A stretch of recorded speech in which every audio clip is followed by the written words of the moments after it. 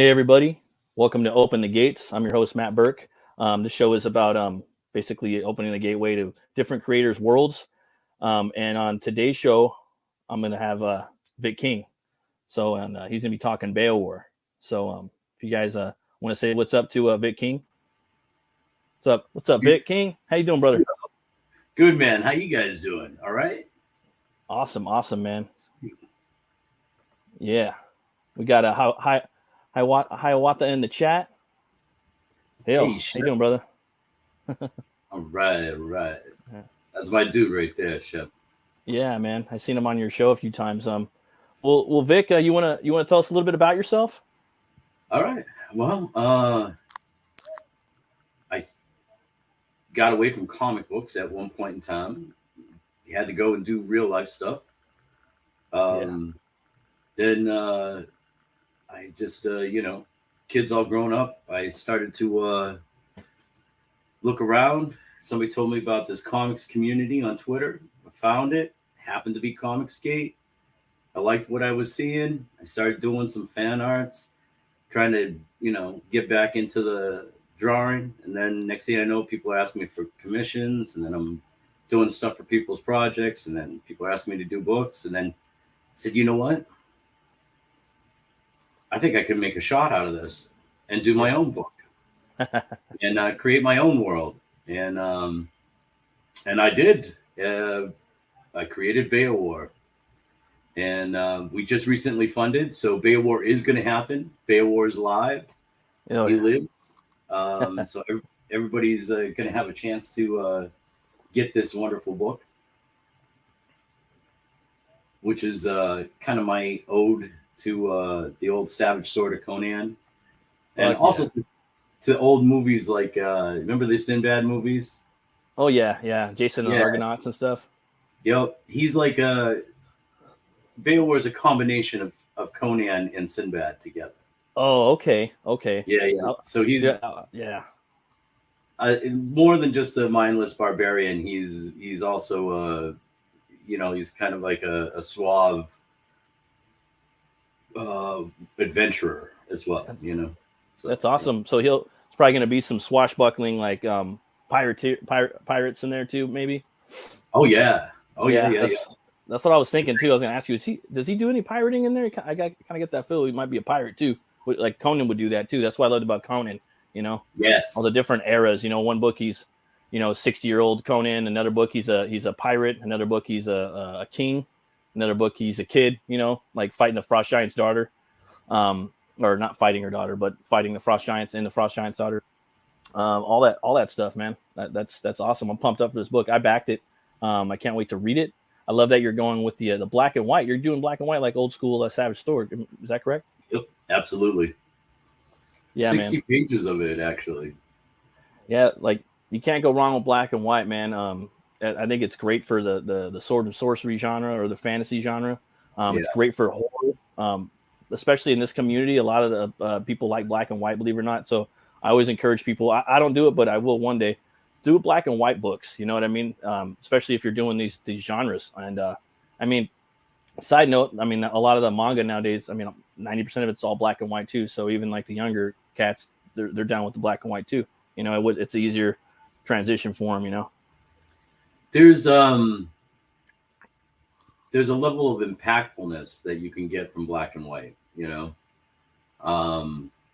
That works really well with, like you're saying, like with something like this, like a barbarian book or a horror book that just doesn't translate quite as well as it does in color, Yeah. So yeah, no, it translates better. Color doesn't translate quite as well as the black and white. Yeah. And it's so much. The weight of the blacks is so heavy. Sometimes, especially like a little off topic, if you're doing like a horror book, it makes it really, really heavy. Like this would look great colored, but I don't think that the full impact of the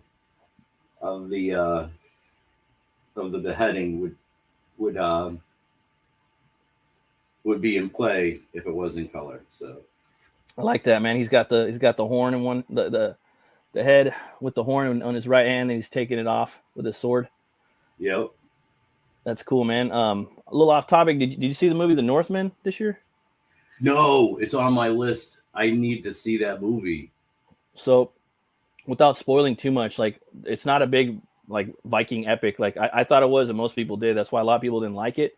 But it's definitely like a horror Norse sword and sorcery movie with a lot of like, believe it, historically accurate angles. Like they had a archaeologist on set all the time, but it's also a trippy movie too. You know, kind of like Fear and Loathing in Las Vegas. Like you do have some of the trips that they do because they eat the mushrooms and whatnot like that. But they have a big like sword and sorcery, like a big Conan scene in the movie where he's got to get a sword. I'll just leave it at that. It's fucking bad. Yeah, but a lot of people probably didn't get to that part, you know.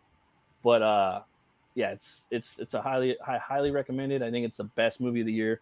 Don't fuck with Thor and Blunder or whatever. Go see that. No, oh my god, I didn't see that either. But yeah, The Northman, dude. That director is awesome. He did another movie called The Witch, and that movie was very like New England historically accurate as much as possible, and pretty scary. Yeah, Eggers. But yeah, man. BEOWAR, man. BEOWAR, yeah. I saw that name and it got me right off the bat. I'm like, this shit has to be badass because I don't know where I saw it. I saw it on Twitter or somewhere. I didn't know. I've heard of you before because I've been in CG for a few years, and I was like, okay, I'll check this out, you know. And I'm looking at, okay, I like this. This reminds me of Conan. I'm gonna sign up. I signed up right from the get. Nice. Yeah. We get that Savage that Savage trading card then. Oh like yeah, cool. Saying, yeah. So I just, if I signed up, then I just automatically get it, huh? Yep. Oh hell yeah, bro. Well, you can get it if you backed, you know. Oh yeah, so. Definitely, man. And then you actually gave away one of the pieces, right? One of the covers that was inked by Palmiotti, right? The other night. I did. Let me see if I actually got the art here somewhere for it. Yep, right here. So this actually was won by Shep, right there, Hiawatha. This is the pencils that I did for an alternate cover being inked by Peter Palmiotti. Sweet.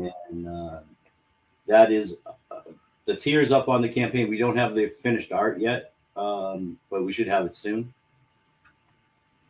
Oh yeah, man. But yeah, this is going to get mailed out later this week to Shep. And I was like, what's a better way of celebrating funding than to give the people that follow me and the people that back the book an opportunity to win, a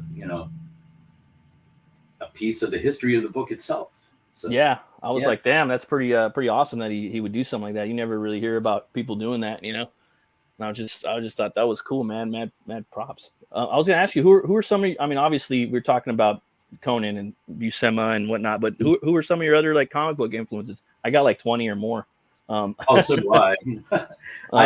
Because I try to like, if it's art that I like, right? I try to find something in it that hopefully I can learn something from and let it inform my style, inform my art. But my biggest ones, I kind of have to throw out like 4 just to cover the bases. Yeah. So, and this is where it gets a little weird. So Walter Simonson is a big one. Yeah, right? Yeah, me too, man. he's very angular and he's very, Yeah. But then that's followed up by the exact opposite, which is George Perez, right? Yeah, very detailed, like the very expert, the faces, man. I love his faces. Yeah. Those are my favorite things. Like, oh, sorry. Yeah, no, absolutely. I mean, George Perez was like looking at like little portraits, right? You know, it was great. Yeah. Then the John Byrne, of course. John Byrne. I got his next man, dude. I still got to read that. Yeah. You know, obviously you got to have my big image guys there, you know, Jim Lee and Mark Silvestri, you know. Oh yeah. I love that. For me, like that's when I grew up and like got into comics. It was during the 90s, you know. And I was a big fan of Todd McFarlane and Sam Keith. I liked Pitt, but I didn't know who Dale Keown was. But I knew Sam Keith's name. It was probably just popularized by the TV show on MTV, you know, which I have a VHS. I love the Max. I was drawing his work, and I really loved his like panel layout, and also Todd's panel layout. Like they were both really good draftsmen. Todd obviously was extremely good, but Sam also did these really like kind of baked out, you know.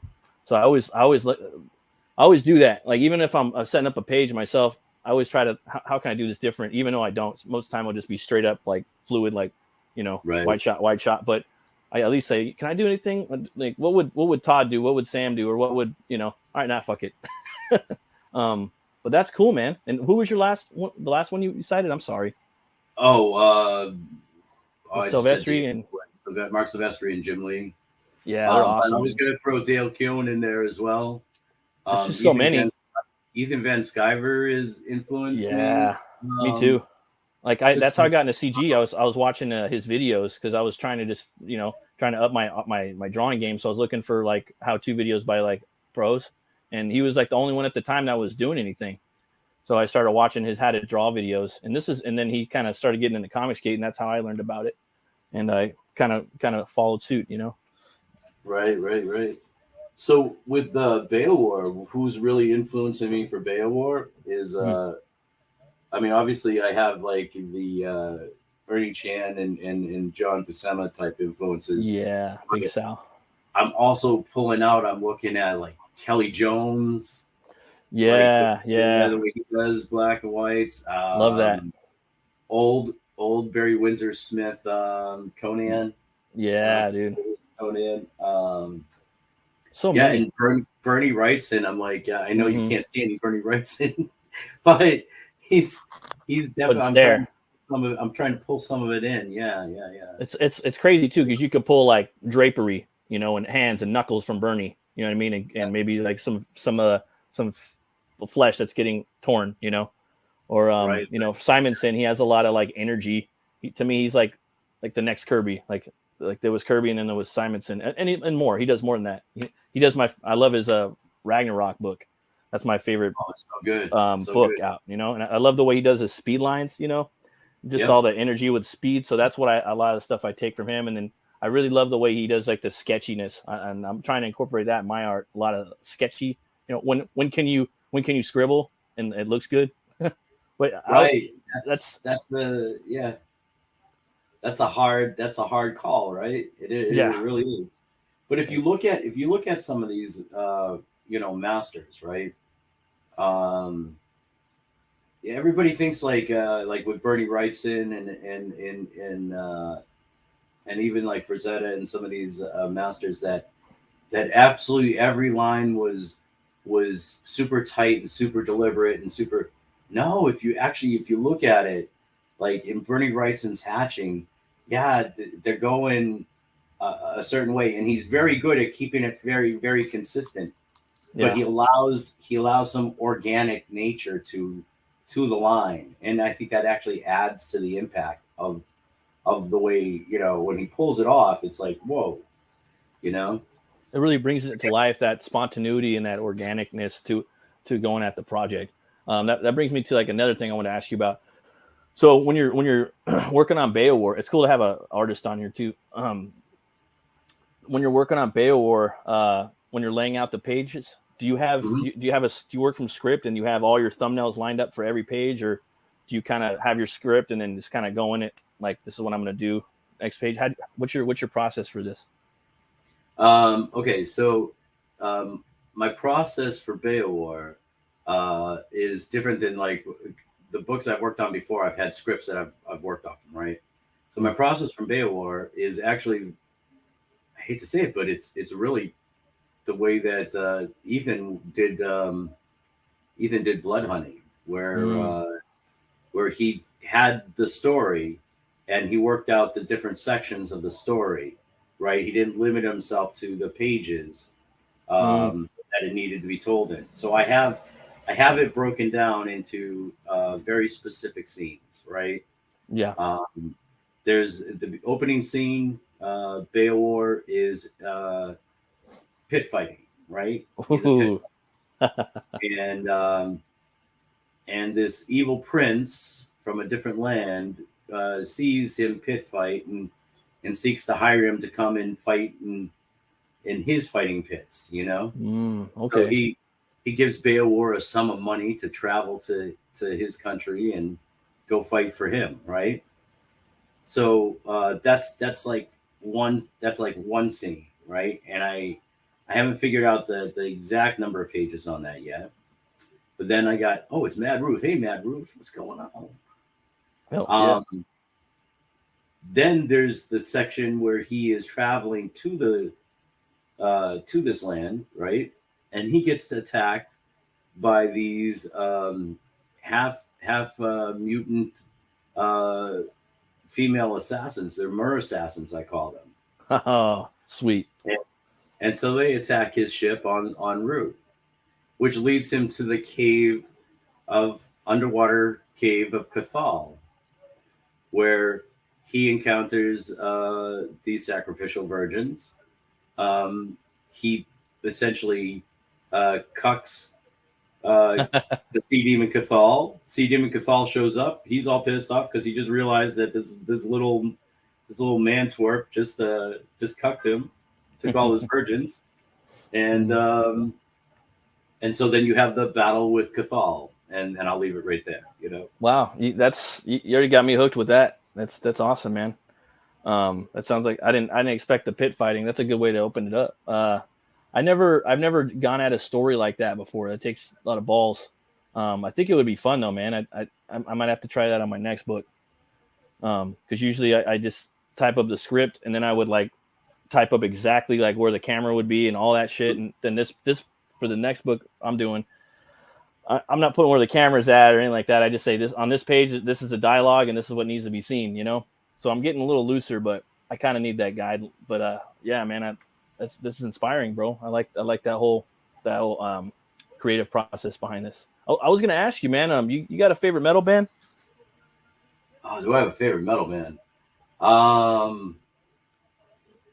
Favorite. Oh, that's a tough call right there. And then classification. I always get caught up on classification of metal. What's metal? What's not metal? Yeah. I mean, I would definitely say like old Metallica. Yeah. You know, not new Metallica, but old Metallica, definitely. Yeah. Megadeth. You know. Yeah. And then you go, I don't know. I mean, rock. I love metal. I think I was hard rock mostly though, you know, like I love the hard rock. Like I'm Guns N' Roses guy, you know, fucking yeah. Give me that fucking Appetite for Destruction album and fucking that defined my entire youth and everything, you know.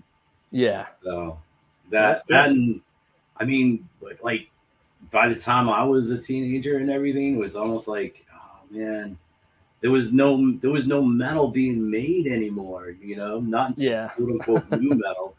You know, there was grunge, right? Yeah. And grunge was like the only thing metal out of grunge was Soundgarden. You know what I mean? Right. Yeah, definitely. And Soundgarden's awesome. Don't get me wrong, man. Rusty Cage and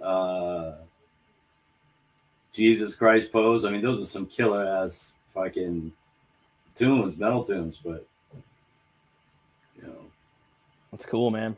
Yeah. What's your favorite metal band? It's hard to say, man. I really like a lot of the Swedish stuff. Probably don't have one, but I do like the Old School In Flames.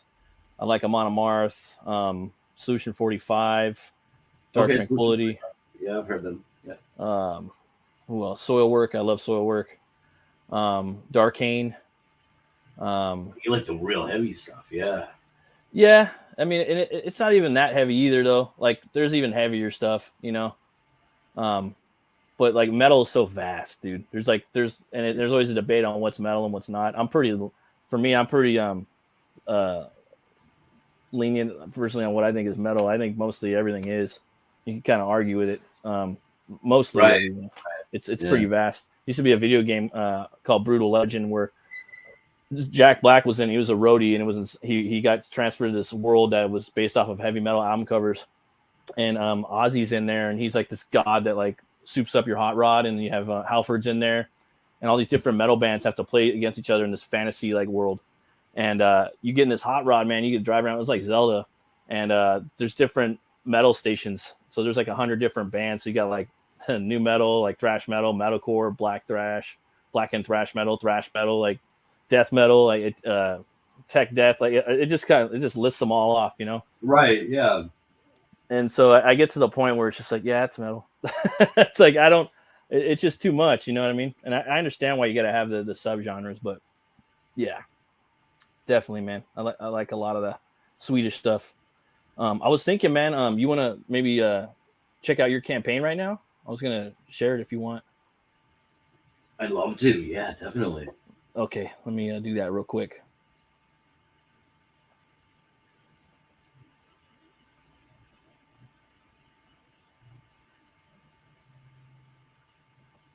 Do. All right. It's cool to see the Barbarian books, man. All right, here we go. It's cool if I play your trailer. Oh, 100%. Yeah. Nope.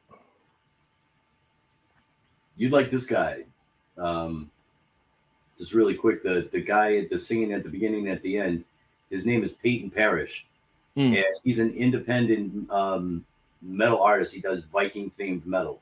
Ooh, nice. Yeah, I like that stuff. The link for his YouTube is at the bottom of my campaign. Oh, that's cool. Yeah. We will march into the night. Let the fear sink in their eyes.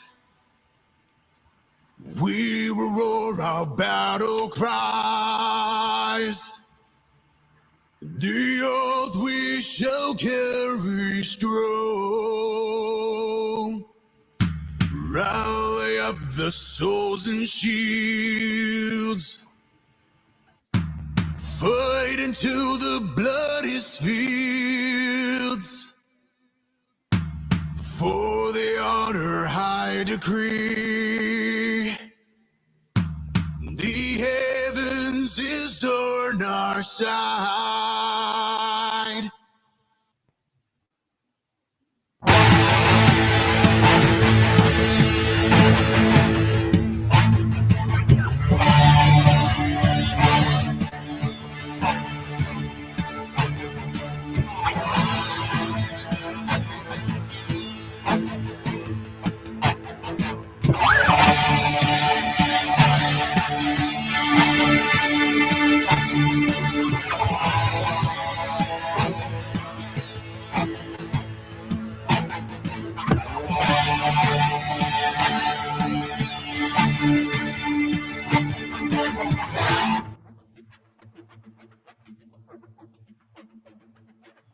We will march into the night.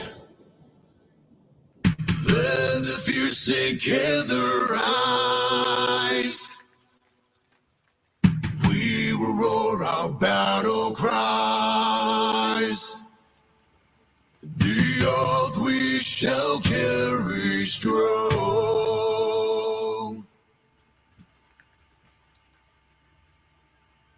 Yeah, that was awesome, man. Fucking metal. Yeah. I like that.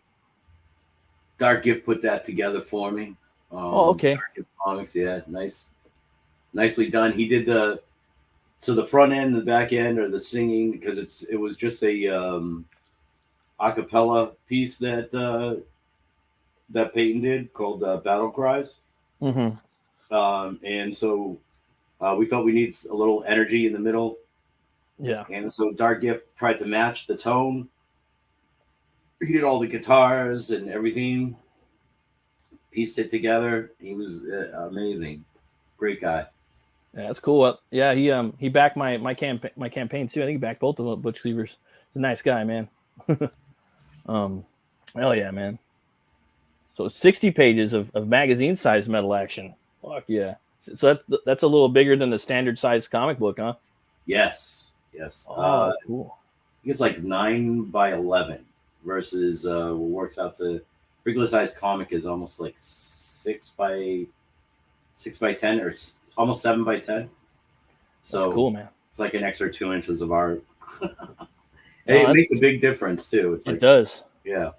It does too. And like you can do those double page spreads too when you have the like the spines, you know what I mean? It's not perfect bound. I don't know if you're gonna do perfect bound or staples, but no, staples definitely, because I want that, because there are going to be double page spreads. Yeah. And, there's like a big one with cathal, and I just want people to be able to lay that out, being able to see it in its full glory. You know? Yeah, man. I'm on the fence too about my next book. I don't know if I'm gonna do that or if I'm gonna.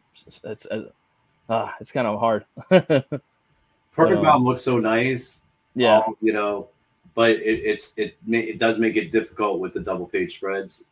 Yeah. So if I would say if you have in mind to do perfect bound when you're designing your double page spreads, make that quarter to eighth of an inch on eighth to a quarter of an inch on each side of that double page spread. Have that be meaningless space. You know, not super impactful. Oh yeah, man. Let's see here. To fulfill a prophecy of blood, one man sets himself against the Lovecraftian horrors and savage perils of this barbaric world. That's cool, man. So it's gonna have a little bit of Howardian and Lovecraftian influence, huh? Yes.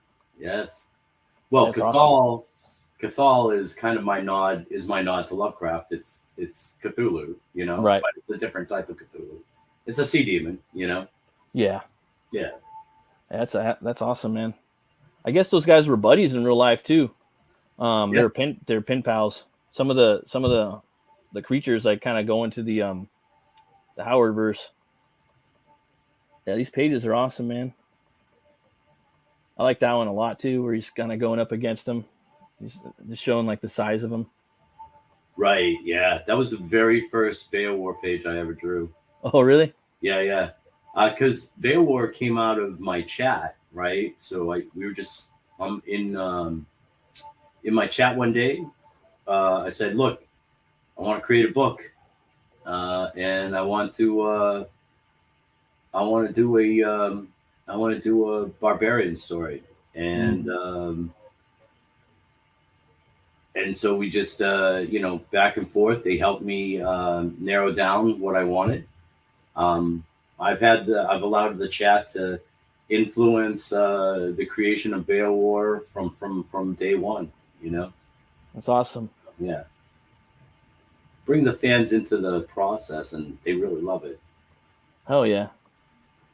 And then when they back, they can really, you know, put some stake in it too. You know. Yeah. That's both. That's awesome, man. Digging this art, man. Ale and Tail variant. Hell yeah! I'm digging the colors too, man. Who's your colorist on the cover? It's Michaela from Barbusco Studios. Oh, okay. They're amazing. They're a husband and wife team. But Michaela does most of the coloring. Absolutely amazing talent, definitely. Is that piece right there by John Dillard? Yep, that's our first stretch goal. So that's our next big hurdle is to get to 7K. At 7K, everybody gets this as a trading card. I'm thinking of I just have to look into the pricing on it, but the one for the which is this one right here. This is for the signups. Oh, nice. Right? The early sign-up people get this. That and the Alizon one Dillard did. I want to do those bigger, those supersized trading cards. They're like they're almost like postcard size. Oh yeah. Like prints. Mm-hmm. Yeah, that's kind of because I believe the art deserves a little bit more space, you know, and especially since that's not going to be part of the. Neither of them are going to be part of the official trading card set that's going to be introduced to the campaign later this week. Sweet. Later this week, I'm going to introduce a trading card set that's the characters are going to all have playable stats on the back. For Pathfinder, RuneQuest, and somebody suggested something else. I don't know. They'll have to get back to me on it, but there's going to be at least two different two different systems that you can play these characters in. So that's awesome, man. I'm gonna have to hit you up about that later. I'm thinking about doing something like that too. Like a lot of people play those games, card games, Magic the Gathering. Yep. All that stuff. It's cool if we go over the tiers or Absolutely. Sweet. Absolutely. So the featured tier is the tier of Cathal. Right. And with that one, you're gonna get the bundle. You're gonna get a signed copy of the comic, 2 tapestries, original sketches of BEOWAR, logo patch, and all the trading cards. Yep. Sounds like a pretty good deal. The right now, unfortunately, the way it's set up, I can't update it. I'm going to update it before it goes into demand. But just so everybody knows right now, if you get the tier of Cathal, you're getting the original cover, you're getting the Ale and Tail variant cover, and until the campaign ends, you're going to get the Peter Palmiotti variant cover in there also. Ooh, sweet. So, yeah. And then there's the basic tier. That's the one that I got. I was on the fence too about that one and the Palmiotti one, but what I just really liked about this one, just seems like really iconic. You get to see the back tats and kind of sets up that's like his Superman S, right? His back tats. Yep.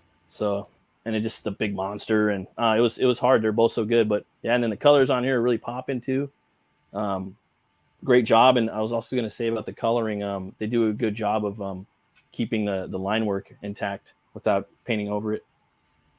Yeah, she does it. She does an amazing job. I mean, I can't sing her praises enough. She's my go-to colorist, Yeah. When there's something I can't get colored by her, I feel really depressed. Oh, I hear you, man. It's the artist has to get the colors that goes with them, and one that can keep the line work like that. Those are the best, in my opinion. Like if the book was colored like this, that would be cool too. Right. I'm a big fan of the black and white, but that's it. My personal opinion. You got the BEOWAR cover T-shirt. Looks like somebody picked one of those up. Now it's just basically what we're talking about. That'd be pretty cool. Yep. And the sizes on those that we're doing large, extra large, and XXX. Nice. We're just when you order it, just reach out to me. Let me know what backer number you were and what size you want. That's all. And we'll get that squared away. It was kind of like I just wanted to make sure that those were out there for people. I'm hoping I wind up selling a whole bunch of them because I think they'd be awesome to have a whole bunch of people walking around with this art on. Because I think those would be. I mean, I can't imagine a more badass set of T-shirts than the cover art and the back cover art. Yeah, man. Yeah. It's a good way for people to see your product, and someone else might see it and want to come buy your book or spark up a conversation with the person wearing the shirt, Right. You got the Ale and Tail variant cover. That's same as the standard, basically, Mm-hmm. And it will be colored by the time it goes to print. I just haven't gotten it colored just yet. For Sheasel. And then you got the Peter Palmiotti ink cover. That's going to come down when we go into demand, right? Mm-hmm. And you got I should have the art by the time we are in demand. We should have the art to show people on that, but yeah. Then you got the blacklight cover tapestry, so that's good for the blacklight, man. Put that up on the wall, huh? Yeah, it's not a small tapestry either. It's a 24 by 36 inch tapestry, so 2 foot by 3 foot. It's a nice size wall tapestry. It's pretty sweet. And yeah, the company that does it, they come out amazing. You got the pit fight one too. Mm-hmm. Sweet. You got the 2 T-shirts right here. People want to pick them both up. That's a looks like you're getting a discount on that, huh? $10 off discount on that. You get both T-shirts for $40. That's a great deal. Yeah, I think that's probably the first time I've seen anybody do that in CG for 2 T-shirts. That's great, man. 2 book tier. That's always good too, Let's see what else we got here. Sketch tier. Oh, sweet. So the sketch tier, Get a 7x10 original sketch with the signed copy of the book. Yeah, That's it's cool, actually man. be a little bit bigger because I wasn't thinking at the time. It's magazine size, so I can actually do 8.5 by 11. So it'll be like what I'm showing on my camera right here. This is actually one of the sketches that I'm already working on for those tiers. You're going to get a fully realized inked drawing, as if the same quality that I put into the book itself. So it's not Can't just beat that, man. Yeah, something you can hang on your wall. You get drawn into the book for $200. Looks like you already got two people want to do that. That's pretty awesome. Yeah, that was I was like, oh, that was so psyched when that came through. I love drawing people into books. Yeah, right. Ale and Tail variant artwork That's right there. Yeah. I think you'll probably I think someone will probably pick that up eventually. Cool, man. Looks like you got a bunch of stuff on here. Did you ever think about possibly maybe doing a what is it, the shop, like the LCS tier where you throw in like 10 of them or something like that and you give them a discount? Oh, I haven't thought of that. Maybe I could set something up like that for in the end. Yeah. I never did that before for the 2 campaigns I did, but I in retrospect, I wish I did. I mean, yeah. I mean, a lot of times people don't really sell them, and there might be 1 or 2, but it's like, damn, that's like 10 or 20 comic books if you sell it, Yeah, I got to be. I because I'm such a. I mean, this is my first campaign, and like, I mean, I've basically only handled like the art stuff before. Yeah. So all the business end stuff is all really kind of new to me. Yeah. So trying to figure out like, okay, so if I was to do a tier like that, what would be the discount? Like, how much would I discount it? Like, and you know what I'm saying? Like, yeah, there's got to be enough of a discount that somebody that has an LCS would want to do it. So they, would they would have a margin of profit and all of that. And, I don't know. I'd have to figure it out. Yeah, for sure, man. Yeah, that's something that I want to do on the next campaign. I got to do some reconnaissance, see what other people are doing too, and think about what I could do. That'd be pretty cool. Because some stores are still opening. Like I got an LCS around the corner from my house, and they're selling mostly indie books. They're like the top 2 shelves are indie, and they have like 4 each. I think it's like each 8 feet. It's a different week, so there's 4 bays, and on the top 2 or 3 shelves, it's all indie. So they're selling more indie books than the big 2 or 3. I think it's just because no one, even the normies, they don't want to buy that trash. they want better stories, So, and they're pretty cool. I got to sell some of my books in there, some of my Butch Cleaver books back in the day. So yeah, just cool to get the word out there. You know what I mean? You never know. It's a wellspring, of. So you had Butch Cleaver books on the shelves, huh? Yeah. I before I joined Comicsgate, I made Butch Cleaver into a 1-issue floppy, and I did that, and then I loaded up my trunk, and I just drove around to different comic book stores and tried to get my book in as many stores as possible, and I got it in about 6 stores, so that was cool. And then a lot of the crap started going down with the way that the whole like initiative of propaganda and just the way things changed ever since the last few years.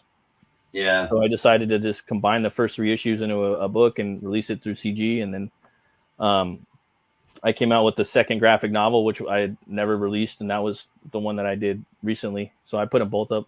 And yeah, man, that's something I would do like for that, or even this, like other avenues could be like a tattoo parlor, car shows, record stores, head shops. Those sword and sorcery and fantasy, they kind of lean perfect to those types of retail establishments, Yeah, definitely. So that's always something I'm looking through, especially with like the local comic stores kind of closed down, Yeah, it's a badass piece, man. It's coming up out of the fire. And you got sketch cards too, huh? I do. So the sketch cards right now, somebody was talking to me saying I should do a sketch card tier. And I thought about that, but right now for the first 100 backers, right? Because these are ones I've already started for the first 100 backers. Tape doesn't want to work. Those look good, man. First 100 backers get a free sketch card. Oh, nice. Yeah, so if you're one of the first 100 backers, you're going to get a free sketch card. That's cool, man. Yeah, I've never done one before. That's like, to me, that's like a different art form altogether. I got to try to do that sometime just for fun. I did head sketches, but not. I haven't done sketch cards before. They're fun. They're actually fun. You know, you're trying to get, you know, you got a small space. You got 2 inches by 3 inches. And you got to try and make it look nice and, you know, kind of, you know, something that somebody would think looks cool. This is Alizon, and that's her mini Mastodon Knox. They're the backup story in the book. Oh, okay. There's a 5-page backup story. Alizon is another barbarian. Nice. That's a character co-created by me and Ali Sanquis. Oh, okay. Ali's going to write Alizon, and I'm the artist. So we're doing a 5-page backup story of her. She's set in the same world as BEOWAR. But her story, her book is going to be the next book after BEOWAR. So, okay.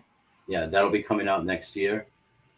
As soon as BEOWAR fulfills, because I'll be working on Alizon at the same time I'm finishing up BEOWAR, and then we'll launch when BEOWAR fulfills. We'll launch Alizon. That's cool, man. Yeah. You could even do like well, that's cool, man. That whole like short, like where you have the main story in the first part of the book, and then you could even have a couple of side stories in the back. They used to kind of do that with Savage Sword back in the day. Yeah, like there'd be a backup Red Sonja story or a King Kull story or something, you know. Yeah, it's awesome, man. It's almost like a mini anthology, you know. Yeah. You can't go wrong with that. No, not at all. Not at all. I was gonna ask you, Vic, what's your favorite movie, man? Oh God, that's worse than asking me what's my favorite metal band. Yeah, I do it to everybody now. That's part of my shtick. But I always get people, man, because I always get them. I mean, Star Wars, ultimately, right? Then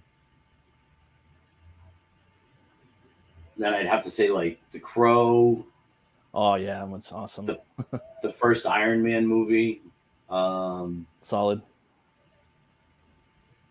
Yeah, I mean, there's so many good movies out there. Comedy, that's a different, like, entirely different genre, right? You know, but I mean, just movies in general. Yeah. God,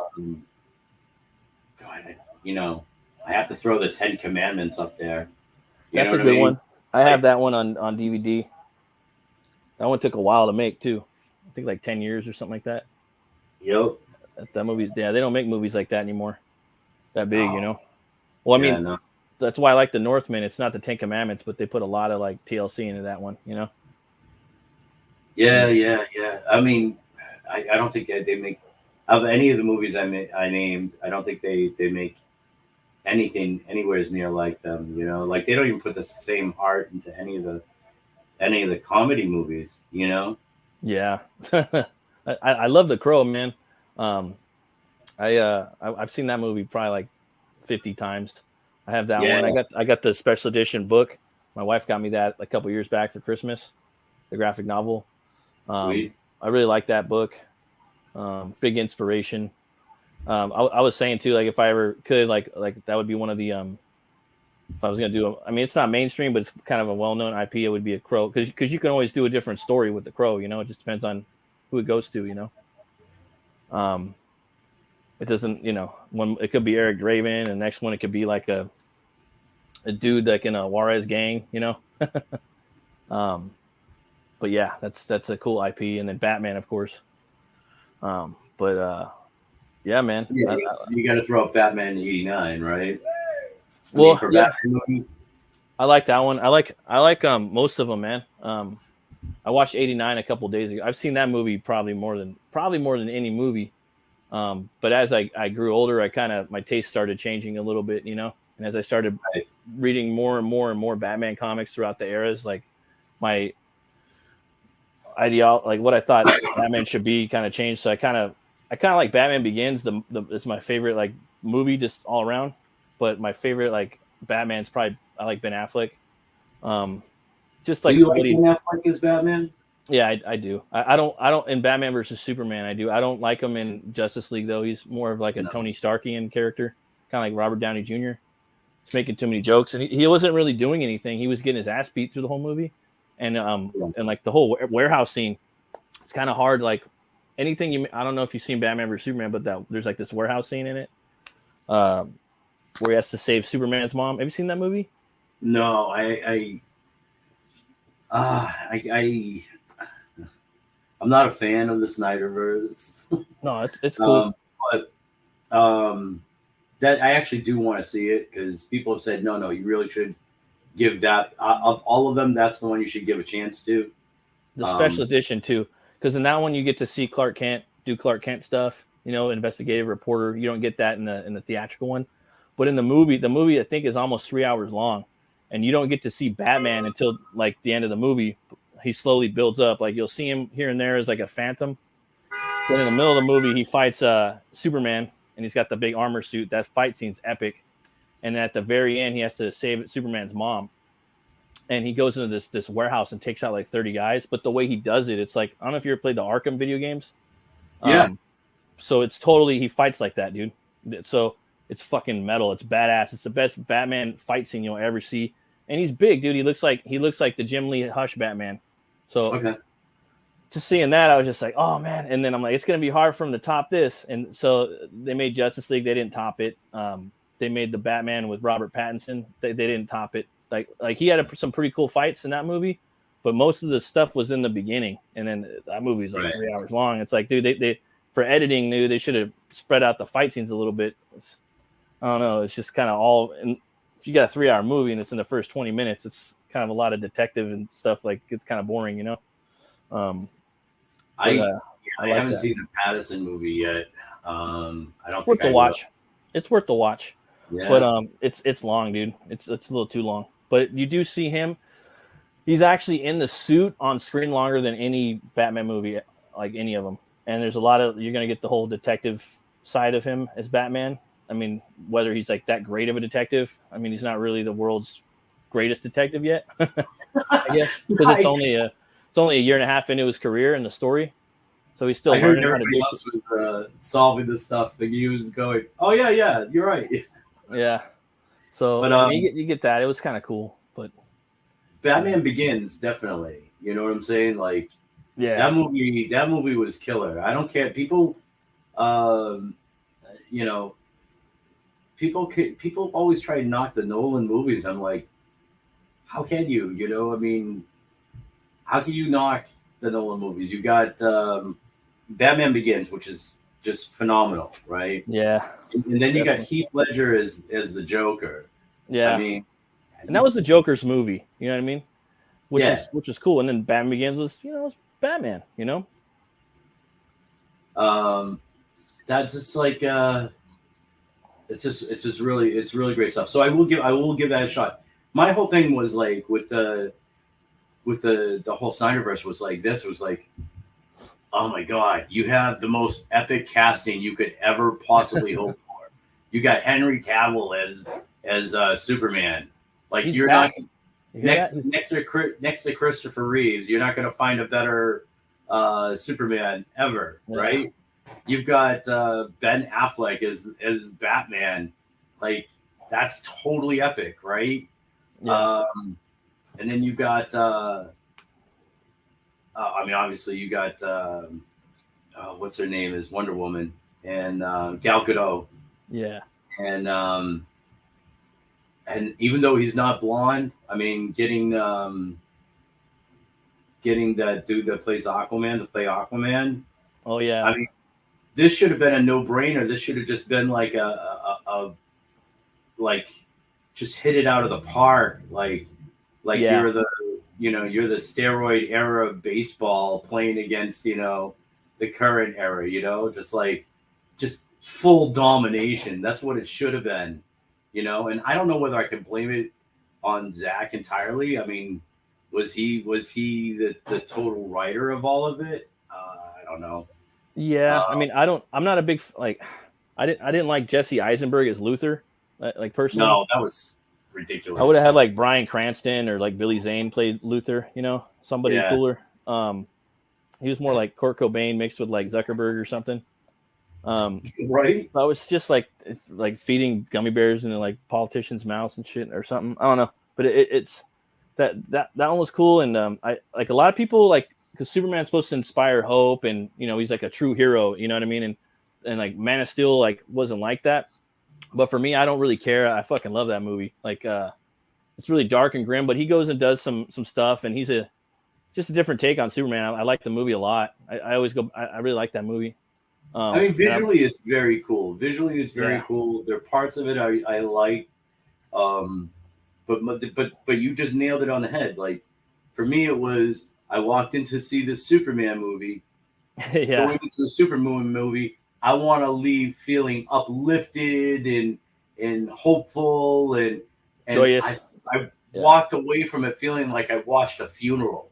That's what it was too. Like, and I really love Zod in there, just equally as good. Where did you learn how to fight on a farm? Like, just the way he lost his whole like world. You know what I mean? And just I don't know. I really like that movie. I think it kind of, you love it or you hate it. And for me, I grew up in the '90s, so for me, my first experience to loving the Superman stuff was Death of Superman. And that was pretty brutal, dude. Brutal. Yeah. Yeah. So that's how that was my introduction to Superman, that and then the Donner movie. So I had watched the Donner movie, and then Death of Superman came out, and it had all the 4 Superman, and I fucking loved Doomsday as a character. Oh, and they fucked Doomsday. Snyder did fuck up Doomsday also. Like, I didn't like the way he designed Doomsday. I don't know how you fuck that character up, but anyways, I'm going off on it. No, yeah, they do though. Oh, we do have some people in the chat. We got Caroline, Black Rose Comics, Hello, everybody. Hail. Thank you guys for coming by, watching us. Yeah. That's great. Yeah, man. So, you got a favorite beer, Vic?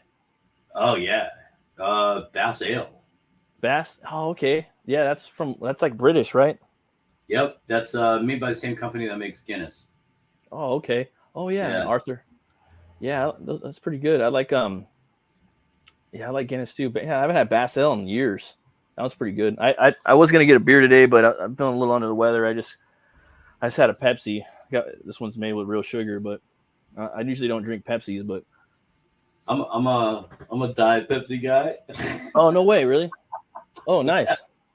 Yeah, I got it because it was on sale. It was only $5 a 12-pack, and I got the regular OG Pepsi. And I'm normally like a Coca-Cola guy, and I was like, you know what? I haven't had a Pepsi in a long time. I used to drink Pepsi as a kid, and they had the cherry one. They had the regular, the made with real sugar, and the cherry. And I had gotten the regular one last time. It was pretty good, and then I got this made with real sugar. It's pretty good, but yeah, that's cool, man. I've been getting back into sodas a lot lately. I was on a root beer kick for about 7 months, maybe. I was just drinking root beer.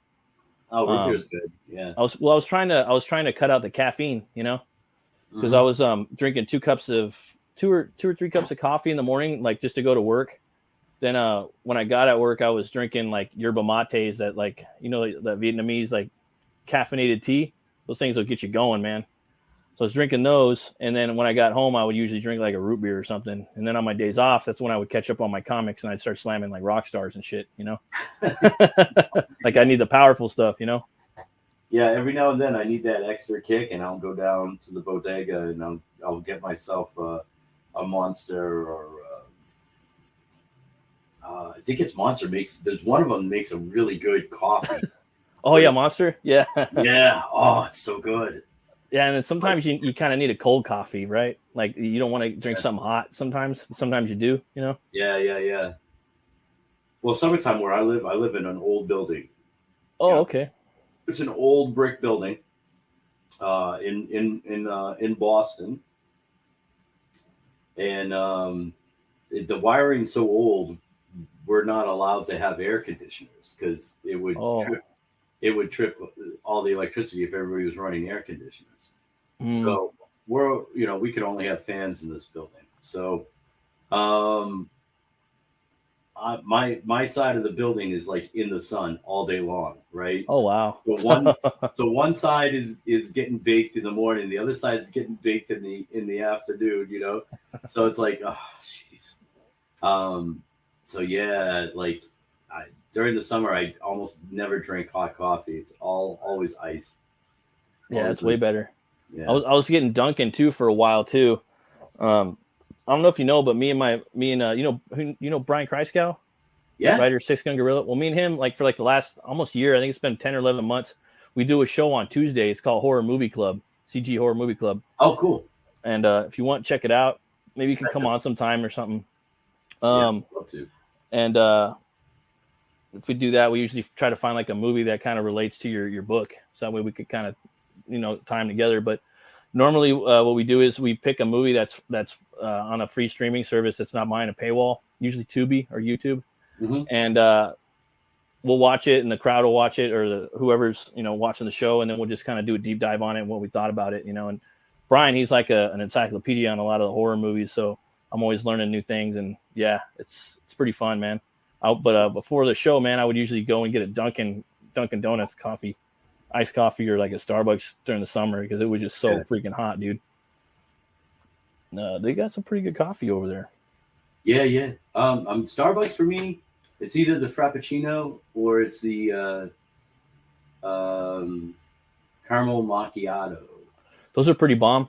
They got these new sweet cream cold brew with cold foam. I don't know if you've heard of those, where it's just like a big thick thing of cold foam, like cream, like sugary, like right on the top of the cold brew coffee, And Dunkin's doing it now too. It's like a whole fad, but fuck, they're bomb, dude.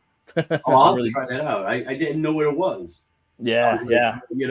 And I'm very like, the older we get set in our ways, right? It's hard to break from who you are. You know what I mean? You can't teach an old dog new tricks. Okay, so I'm always trying to stay like try to not be that way, man. It's hard, It is. Especially when you find a way with something that works for you, Yeah, it's routine. Routine is safety. It's comfort. You know what I'm saying? It's like it is, and then you got the way you get things done, So looks like you're getting a lot of stuff done. You got the cards, and what you're doing for the campaign, man. Like it's freaking awesome. Everyone's getting a card. You gave away the cover. Yeah, man, that's badass. Very inspiring, man. Is there anything else you'd like to say about BEOWAR or yourself, or anything you'd like to let anybody know? Just to everybody that backed BEOWAR so far, thank you guys so much. You basically just made like my dream come true, being able to bring my character to the world. And what I could say with that is anybody that hasn't picked up BEOWAR yet, check it out, because I'm going to bring you something really freaking awesome and metal. You're not gonna regret it. It's like there might be a couple pages here and there that have like some story set up, but for the most part, it's like 60 pages of just slash and hash action, man. That's what I'm all about, bro. I was talking the other day. I forgot who I had on here. I was just saying, like, I think a lot of movies would be good, like, if they just had a fight scene in them. Like, I'm really big into, like, like a fight scene, just a little punch and kick, maybe like a suplex or backbreaker, just a little something. You know what I mean? Like, a lot of movies just kind of need that. And for me too, like all my books that I do, like, I'd like to maybe do a kid's comic, like an all ages one day, but it's not gonna happen. No. But everything I do has to have a little metal spin on it. You know what I mean? A little horror, a little tiny bit of horror, or just kind of 80s action hero type thing. You know what I mean? Even if I did a superhero book, it'd still be dark. You know what I mean? It'd still be metal. Like basically what I'm saying is I love what I'm hearing. I always say, like, one of my biggest problems with the big two is like, with like the characters like Superman and Batman and Spider-Man and all of them is just like, those books, right? Those particular characters should be written in a way that you could hand it off to like a 5-year-old, you know, and have them not worry that it's going to harm them at all by reading it, right? Yeah. You can't do that anymore with those. And so I'm a little bit of a hypocrite because none of the books I'm going to wind up doing are something you can hand off to. Me neither. You know? Me neither. So, yeah. But I definitely believe like there's a place like those are the books that should be made accessible to absolutely everybody, right? Yeah, like totally, dude. My book is definitely I would say I don't have a lot, like I don't have porn in it, you know, but there's a lot of graphic violence, and there's same here. Some slight nudity, you know what I'm saying? But yeah. It's I'd say, you know, upper teens to adult, you know. Totally. Like, yeah. I guess you would say rated R. My books are rated R, right? Same here. you know, and it's usually gore for me. Like I'll put a lot of gore in my shit, you know, just because I think it's cool. You know what I mean? Like I like The Thing, and I liked I love the Sam Raimi movies, like The Evil Dead. You know, Ash versus Evil Dead, like that type of stuff. You know what I mean? Like that's a big influence on me. Did you like The Quick and the Dead? I love The Quick and the Dead, Sam Raimi's. You know, I like westerns in general, but I really like the weird westerns. You know, that one scene where the guy gets shot, through the hole in his head, and the fly flies right through the bullet hole. Yeah, dude. That's classic Sam Raimi. I love Sam Raimi, dude. Like Darkman. I got a Darkman toy out in the garage. Like, love to see another Darkman movie, but and his Spider-Man movies were definitive. Especially the first one, you know? First one, yeah, dude. That movie was the best Spider-Man as far as I'm concerned. The only thing that I think they dropped the ball on was Green Goblin's head. Now, you've probably seen the animatronic one online that's been online for like 10 years, right? Yes. The one that he should have used. I think he should use that. Yeah, definitely. I mean, I wouldn't have done that. I would have just put makeup and prosthetics on Willem's face because he's already there. I would have just accentuated his nose a little bit more and his chin and gave him some teeth.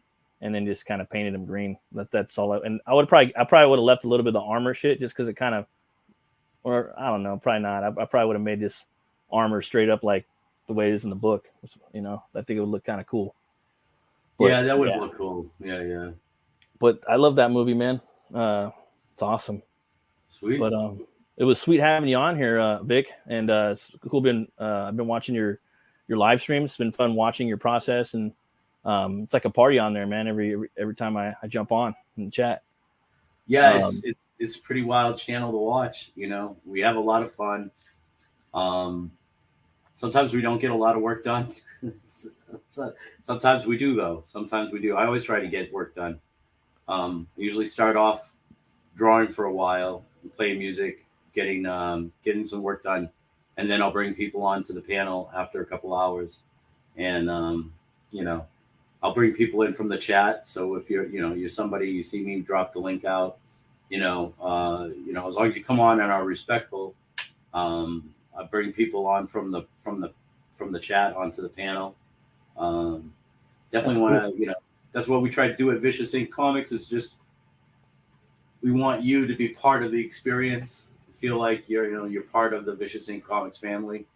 And so that's our mission right there. Hell yeah, man. That's awesome. That's the way you do it, bro. Where can we find you at, Vic, on social media? I'm on Twitter at Vic King Arts. I'm also on Instagram, the same, Vic King Arts on Instagram. I'll look for you. And YouTube is Vicious Ink Comics. Sweet.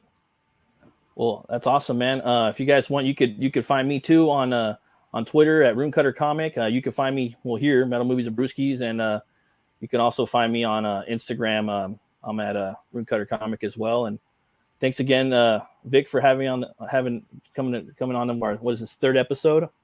So thanks for coming and building the show up. And it was a blast hanging with you, man.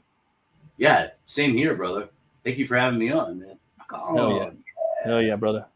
Well, until next time, folks, we should be here tomorrow with Simon Pothier. So it'll be about 6 p.m. Eastern. The mighty Sim. Disseminator, man. Yes, the Ink Slayer. Love it. Yeah. And yeah, folks, just remember, be bold, be brave, and remember, roll the bones to know your role. You guys have a great day. Bye-bye.